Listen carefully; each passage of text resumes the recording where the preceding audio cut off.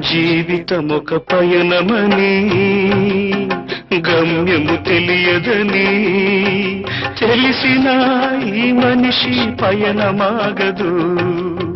జననం ధర్మమని మరణం కర్మమని తెలిసిన జనన మరణ చక్రమాగదు. మరణం తథ్యమని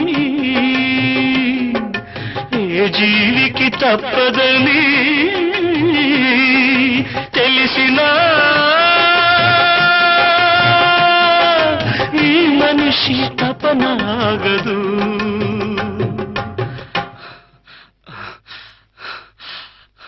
ఈ బ్రతుకు తపనాగదు.